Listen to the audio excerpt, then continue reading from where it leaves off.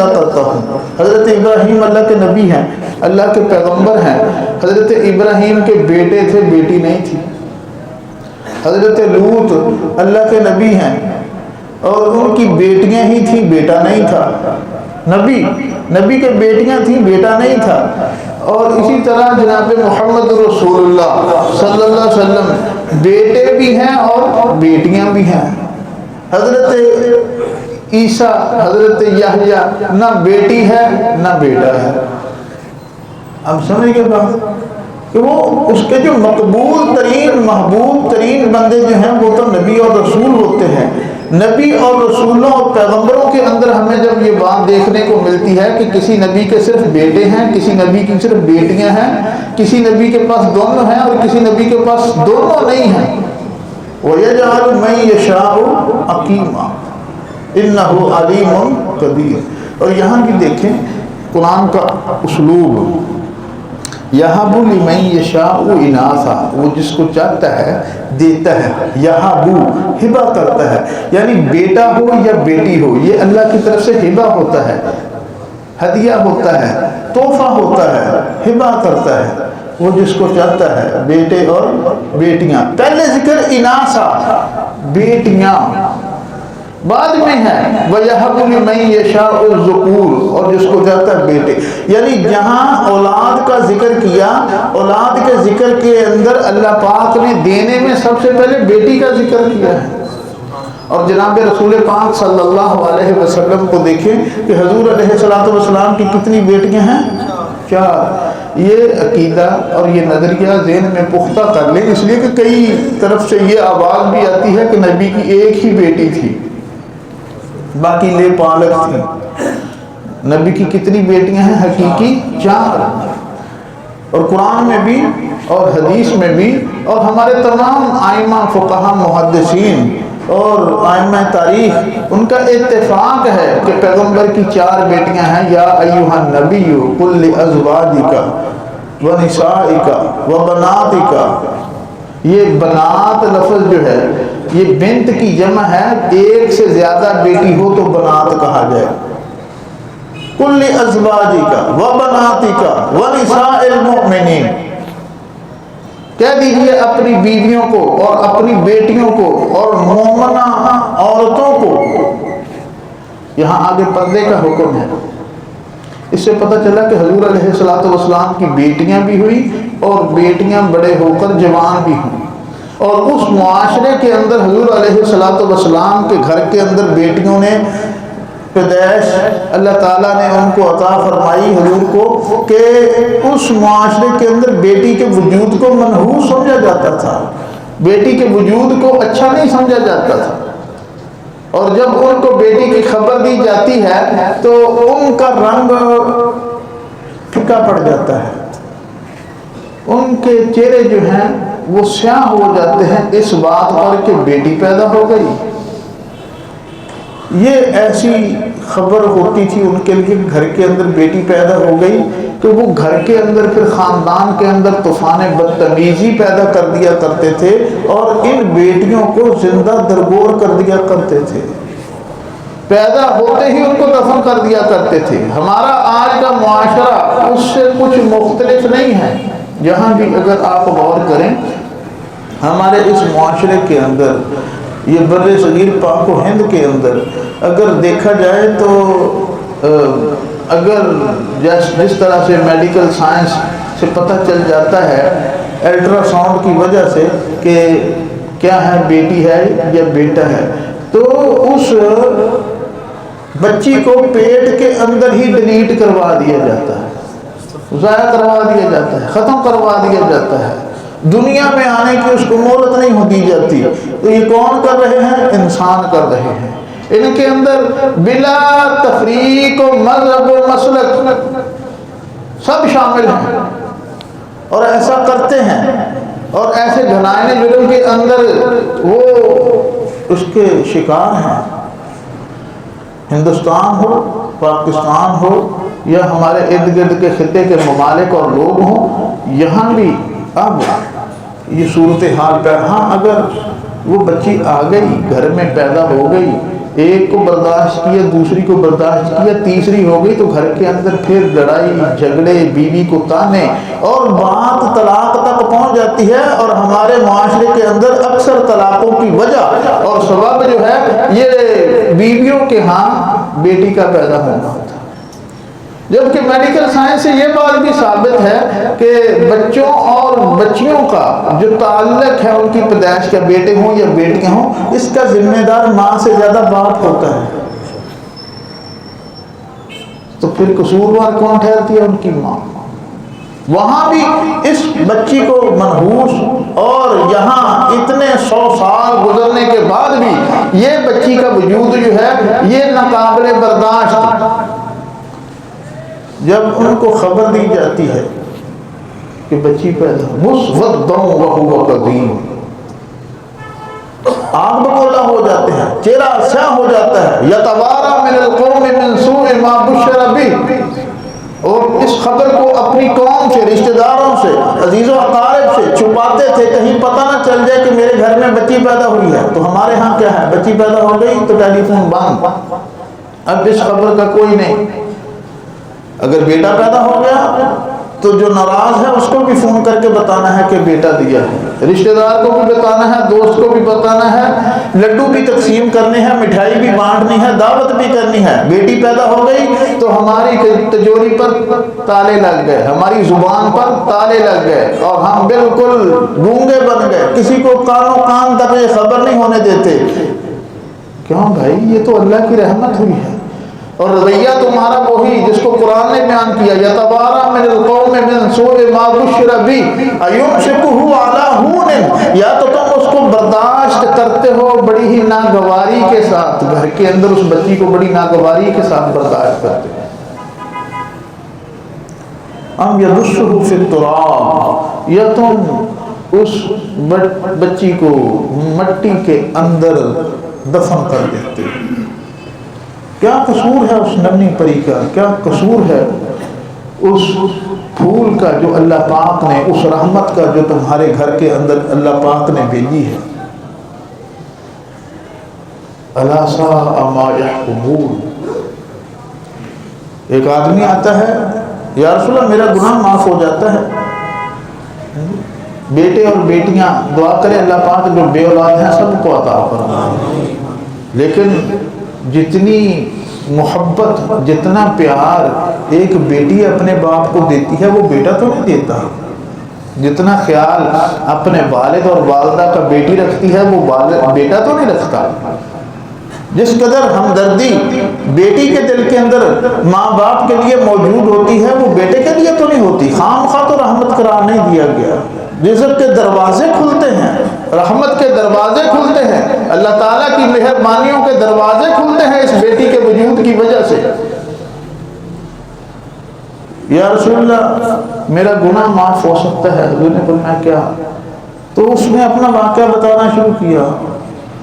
وہ واقعہ کیا تھا کہ یا رسول اللہ میرے گھر میں بیٹی پیدا ہو گئی اور میری بیوی نے اس خبر کو مجھ سے چھپایا اور مجھے بتایا نہیں کہ بیٹی پیدا ہوئی ہے، اور اس کو چھپا کر کہیں اور بھیج دیا تربیت کے لیے، پرورش کے لیے۔ جب وہ 5-6 سال کی ہو گئی تو میری بیوی اس کو گھر میں لے کر آئی۔ بیٹی دیکھیں گھر میں جاتے ہیں نا تو باپ کے پاؤں میں بیٹھی ہوتی ہے، صبح جب باپ گھر سے نکلتا ہے نا تو وہ اپنے باپ کے جوتے اٹھا کر دیتی ہے، وہ اپنے باپ کے کپڑے اٹھا کر دیتی ہے، وہ باپ کے آگے پیچھے پھر رہی ہوتی ہے، اور جوتے صاف کرنے کے لیے کچھ نہ ملے نا تو وہ اپنے سر کے دوپٹے سے ہی باپ کے جوتے کو صاف کرنا شروع کر دیتی ہے۔ یہ ہے بیٹی، اپنے دوپٹے سے۔ بیٹے کو کہو تو اپنے قمیض سے باپ کا جوتا صاف کر، بیٹا اپنے قمیض سے نہیں کرے گا، اور بیٹی اپنے سر کے دوپٹے سے اپنے باپ کے جوتا صاف کرنا شروع کر دے گی بغیر کہے۔ ہر وقت جو باپ کے لیے دعا کو رہتی ہے وہ بیٹی جس کی ہم خبر چھپاتے ہیں۔ یا رسول اللہ وہ 5-6 سال کی ہو گئی میرے گھر میں آ گئی. میں نے پوچھا یہ کون ہے؟ کہنے لگی یہ آپ کی بیٹی ہے, میں نے یہ خبر آپ سے چھپائی تھی. یا رسول اللہ وہ تو بڑی ہی خوبصورت, بہت ہی پیاری, اور بچے تو معصوم ہوتے ہیں, ان کی معصومیت پر تو اللہ تعالیٰ کی طرف سے یہ کرم نوازی ہے کہ اگر معصوم ہونے کی حالت میں انتقال کر گئے, یا قبر کے اندر نبیوں سے سوال نہیں ہوگا, یا معصوم بچوں سے سوال نہیں ہوگا. معصوم بچے جب فوت ہوتے ہیں, قبر میں جاتے ہیں, وہ قبر کے فتنے سے, قبر کے عذاب سے, قبر کے سوال و جواب سے محفوظ رہتے ہیں, بلکہ وہ تو اپنے والدین کے لیے ذخیرہ آخرت بنائے جاتے ہیں. لیکن یا رسول اللہ اس سب کے باوجود کہ میری بیٹی, میں چارپائی پہ بیٹھا ہوں, وہ میرے لیے کھانا لے کر آئی, وہ میری طرف دیکھ رہی ہے, یا رسول اللہ وہ پھر میرے لیے پانی لے کر آئی, اور میرے ذہن میں, میرے دماغ میں اب کچھ اور چلنا شروع ہو گیا کہ میرے گھر میں بچی آ گئی, بیٹی آ گئی, وہ اب مجھ سے نظر محبت سے دیکھ رہی ہے کہ یہ میرا باپ ہے, اور میں اس سے نفرت کی وجہ سے, معاشرتی حالات کی مجبوری اس قدر میرے ذہن دماغ پر غالب آ چکی تھی کہ میں نہیں چاہتا تھا کہ یہ میرے گھر میں رہے. یا رسول اللہ میں آنے بہانے سے اس کو گھر سے لے گیا, اور گھر سے لے جا کر دور ایک بیابان اور جنگل کے اندر میں نے ایک گڑھا کھودنا شروع کیا. جب میں گڑھا کھود رہا تھا تو مجھے پسینہ آ رہا تھا, اور بار بار وہ میری بچی آ کر میرا پسینہ بھی صاف کر رہی تھی. اور جب وہ گڑھا کھود لیا گیا تو میں نے اپنی اس بیٹی کو اس گڑھے کے اندر کھڑا کر دیا, اور میں نے مٹی ڈالنا شروع کر دی. پہلے تو وہ یوں ہی کھیلتی رہی, لیکن بعد کے اندر پھر جب اس کو احساس ہونا شروع ہوا کہ میں تو مٹی کے اندر دبتی جا رہی ہوں, پھر اس نے رونا شروع کیا اور کہنا شروع کیا, بابا جان اگر آپ مجھے گھر میں نہیں رکھ سکتے تو نہ رکھیں, خدا کے لیے مجھے معاف کر دیں, آپ نہ گھر میں رکھیں, میں کہیں اور چلی جاؤں گی, کسی اور کے گھر کے اندر رہ لوں گی, آپ نہیں رکھنا چاہتے تو مجھے جان سے تو نہ ماریں. لیکن یا رسول اللہ مجھے ترس نہیں آیا, میں مٹی ڈالتا گیا اور اس اپنی ننھی سی پری کو میں نے زندہ درگور کر دیا. اور یہ حضور کے سامنے واقعہ ایک آدمی پیش کر دیتا ہے, وَإِذَا الْمَوْءُودَةُ سُئِلَتْ, جب زندہ درگور بچی سے سوال کیا جائے گا کہ کس جرم کے اندر تجھے قتل کیا گیا, کس جرم کے اندر تجھے مارا گیا, زندہ درگور, زندہ مٹی میں دفن کی گئی بچی. یا رسول اللہ میرا یہ گناہ معاف ہو سکتا ہے. اللہ کے نبی اس کا واقعہ بھی سن رہے تھے, رو بھی رہے تھے, حضور کے آنسو بھی بہہ رہے تھے, اور آپ صلی اللہ علیہ وسلم نے اس موقع پر فرمایا کہ زمانہ کفر کے اندر جتنے بھی گناہ ہیں وہ کلمے کی وجہ سے, کلمہ پڑھنے کی وجہ سے سارے کے سارے گزشتہ گناہ کیا ہو جائیں گے, معاف ہو جائیں گے. لیکن حضور علیہ الصلوۃ والسلام کو دیکھیں, اس معاشرے کے اندر بیٹی پیدا ہوتی ہے, بیٹے بھی ہوئے. پہلا بیٹا حضور کا پیدا ہوا تو نام قاسم رکھا, اسی قاسم کی وجہ سے حضور کی کنیت کیا ہے, ابو القاسم. ہمارے نبی کی کنیت کیا ہے, ابو القاسم. اور پھر حضور کی بیٹی پیدا ہوئی, پہلی بیٹی نام کتنا خوبصورت رکھا, زینب. حضور نے اپنی بیٹی کا نام کیا رکھا, زینب. دوسری کا نام رکھا رقیہ, تیسری کا نام رکھا ام کلثوم. کہا گیا کہ امینہ نام تھا اور کنیت ام کلثوم تھی, اسی وجہ سے مشہور ہو گئی. اور چوتھی بیٹی کا نام کیا رکھا, فاطمہ. اور یہ فاطمہ سب سے چھوٹی بیٹی. اور پھر حضور علیہ الصلوۃ والسلام کے ایک قاسم کے علاوہ بھی دو بیٹے پیدا ہوئے. ایک کا نام تھا عبداللہ, جس کے کنیت لقب طاہر اور طیب تھے, اور ایک بیٹا ماریہ قبطیہ سے ہوا تھا جس کا نام تھا ابراہیم. اور یہ بھی کہا جاتا ہے کہ طاہر اور طیب یہ دو علیحدہ علیحدہ بیٹے تھے, اور ابراہیم علیحدہ بیٹے تھے. حضور کے 4 بیٹے تھے اور 4 بیٹیاں تھیں. ایک اور یہ بھی ہے کہ حضور کے 3 بیٹے تھے, عبداللہ کا لقب ہی طاہر اور طیب تھا. لیکن بیٹے بچپن کے اندر ہی انتقال کر گئے, فوت ہو گئے. بیٹیاں جوان ہوئیں اور حضور علیہ الصلوۃ والسلام کے سامنے جوان ہوئیں, اور حضور علیہ الصلوۃ والسلام نے ان کی تربیت فرمائی اور ان کی شادی بھی کی. اور فرمایا حضور علیہ الصلوۃ والسلام نے کہ جو اپنی 2 بیٹیوں کو, جس کو اللہ پاک نے عطا کی 2 بیٹیوں کو تربیت کر کے ان کی شادی کرے گا, وہ جنت میں میرے ساتھ یوں ہوگا جس طرح یہ 2 میرے ساتھ یوں ہوگا. 2 بیٹیوں پر یہ بشارت آئی ہے. دو بیٹیاں اللہ تعالیٰ نے دے دی اور اس نے اس کی اچھی طریقے سے تربیت کی، تعلیم دی، اس کو تہذیب سکھلائی اور پھر اس کی شادی کر دی، تو وہ جنت میں میرے اتنا قریب ہوگا، یوں ارشاد فرمایا کہ یوں میرے ساتھ ہوگا۔ حضرت زینب ہیں، رقیہ ہیں، ام کلثوم ہیں، فاطمہ ہیں، اور پیغمبر علیہ السلام کی ان بیٹیوں کی شادیاں بھی ہوئیں۔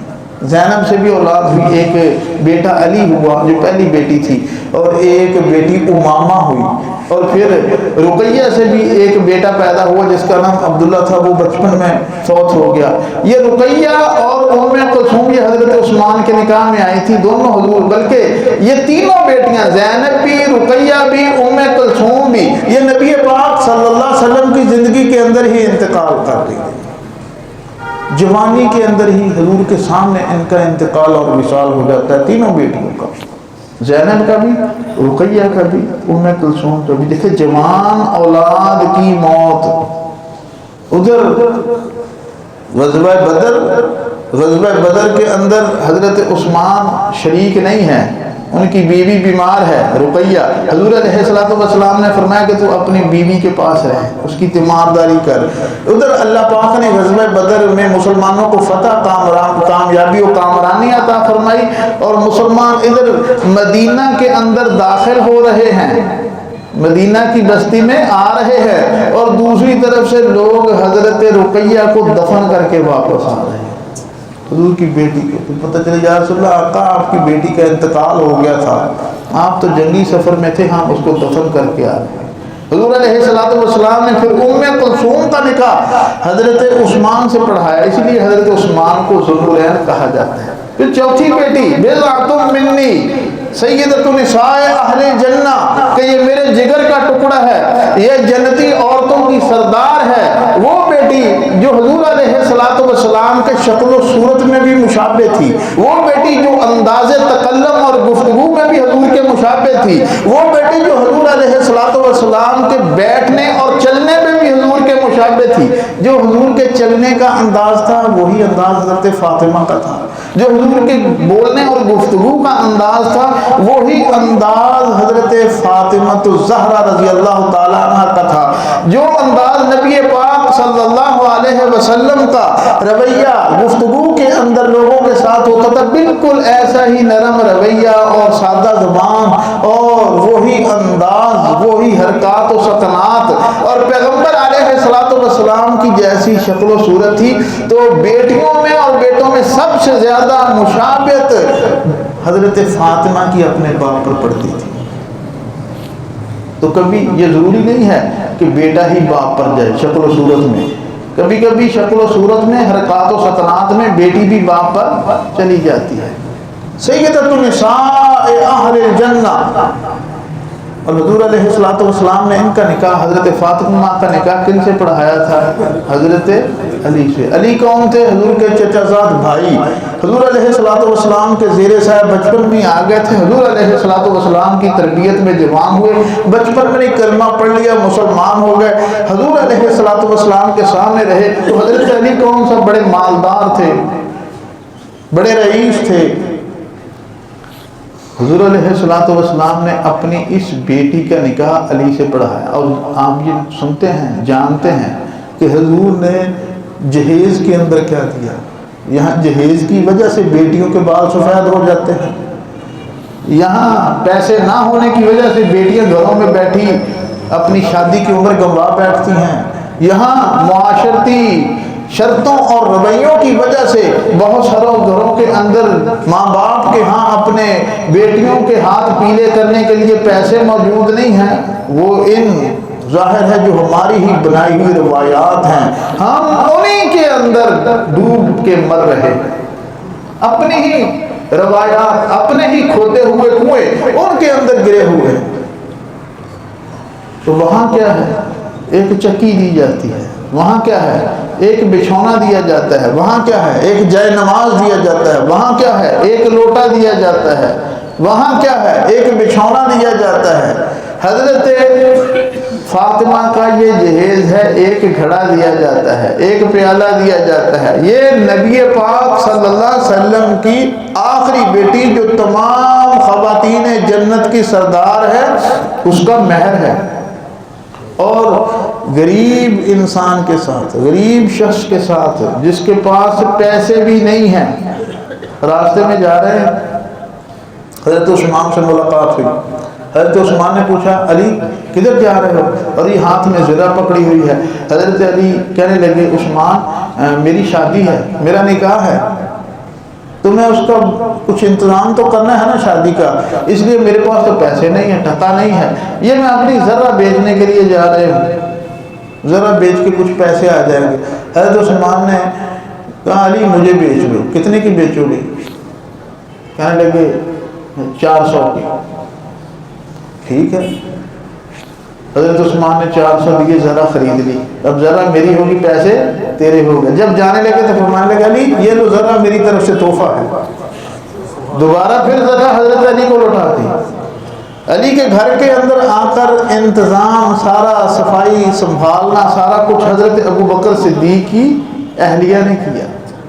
اور حضرت فاطمہ سے نبی پاک صلی اللہ علیہ وسلم نے حضرت علی سے نکاح کرنے سے پہلے باقاعدہ اجازت طلب کی اور امت کو سبق دیا، درس دیا کہ بیٹیاں جو ہوتی ہیں یہ بھیڑ بکریاں نہیں ہوتی کہ جہاں چاہو جس سے چاہو ان کو ان کے گلے میں ڈال دو، بلکہ بیٹی کا رشتہ اور نکاح کرنے سے پہلے ان سے بھی پوچھ لیا کرو، ان سے بھی رائے لے لیا کرو، ان سے بھی مشاورت کر لیا کرو۔ اتقوا اللہ فی النساء، پیغمبر علیہ الصلوۃ والسلام نے حجۃ الوداع اپنے آخری خطبہ کے اندر بھی یہ فرمایا تھا کہ عورتوں کے بارے میں اللہ سے ہمیشہ ڈرتے رہنا۔ تو پیغمبر علیہ الصلوۃ والسلام کی یہ بیٹی جو ہے یہ حضرت علی کے نکاح میں جاتی ہے، اور حضرت علی کے نکاح میں جانے کے بعد اب دیکھیں جو حضور علیہ الصلوۃ والسلام کی جو آل ہے، جن کو ہم سید کہتے ہیں، جن کو ہم ہاشمی کہتے ہیں، جو آل رسول کہلاتے ہیں، وہ حضور علیہ الصلوۃ والسلام کا نسب جو ہے وہ اسی بیٹی کے ذریعے سے آگے تک امت تک پہنچا ہے۔ امت میں کس کی اولاد ہے یہ آگے؟ حضرت فاطمہ، ایک بیٹا حسن ہے، ایک بیٹا حسین ہے، ایک بیٹی زینب ہے، ایک بیٹی ام کلثوم ہے، حضرت فاطمہ کی بیٹیاں، اور چکی پیستی ہیں گھر کے۔ کائنات کے سب سے بڑے آدمی کی بیٹی اپنے گھر کے اندر چکی پیس رہی ہے، اور جا کر ایک دن کہتی ہے جب فراوانی کا وقت آ گیا، خوشحالی کا وقت آ گیا، ابا جان آپ کے پاس تو پہلے تو نہیں میں نے کبھی مطالبہ کیا، لیکن آپ کچھ عورتوں نے بھی کہا ہے کہ اب بہت ساری باندیاں آتی ہیں، کنیزیں آتی ہیں، کوئی باندی اور کوئی کنیز، کوئی خدمتگار آپ میرے لیے بھی عطا کر دیں تاکہ میرے گھر کے کام کاج کے لیے بھی مجھے سہولت اور آسانی میسر ہو جاؤ۔ فاطمہ اپنے ابا کے پاس جاتی ہے، ابا جان کو اپنے ہاتھ بھی دکھاتی ہیں کہ یہ دیکھیں مشق پانی کی بھرتی ہوں، چکی خود پیستی ہوں، بچے چھوٹے ہیں، آپ کچھ مرحمتی فرما دیں۔ حضور علیہ الصلوۃ والسلام نے فرمایا کہ تم ہر نماز کے بعد 33 مرتبہ سبحان اللہ، 33 مرتبہ الحمدللہ، اور 33 مرتبہ اللہ اکبر یہ پڑھ لیا کرو۔ یہ ہر طرح کی غلام اور باندی سے بہتر ہے، اس لیے اس تسبیح کو تسبیح فاطمی کہا جاتا ہے۔